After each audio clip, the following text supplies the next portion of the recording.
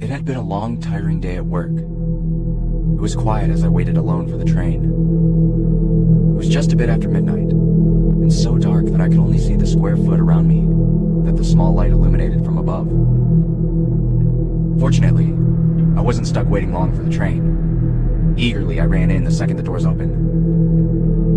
There were only 2 other men in the compartment, not unusual for this time of night. The place reeked of smoke from the older man huffing on his cigarette. He took another long drag of it and watched me as I came in and took my seat. I sat and looked up at the other man, sitting across from the smoker. He was only about 5 seats away, but his face was hidden by his hood, so I had trouble making out his features. His eyes, though, I could see them clearly. One was normal, but the other was red, where it should have been white.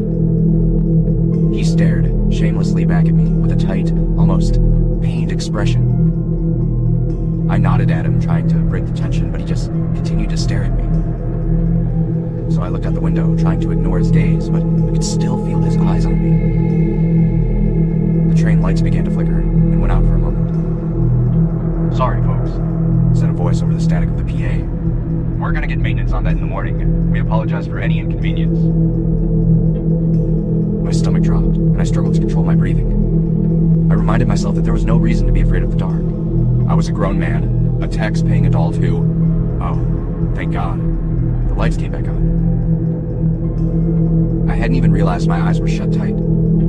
Sighing, I opened them to see the man's unsettling eyes staring directly into mine, from only 2 seats away. Bewildered, I looked over at the older man who hadn't moved from his seat. He took another drag from his cigarette and coughed, acting like nothing had happened. The train rumbled down the tracks.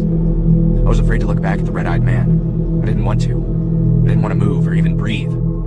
I tried to convince myself that the whole thing was in my mind. Maybe I was just tired from a long day of work. Maybe I was just paranoid and he wasn't even looking at me. The lights flickered again and went out. I held my breath, waiting for the lights to come back. After a moment, they did. But the man,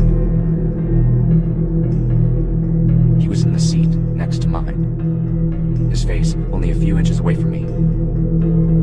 I leaned back. "What the hell is your problem? What are you doing?" He didn't respond.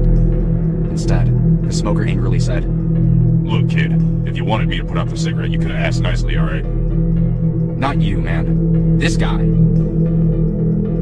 The smoker stared at me for a second, confused.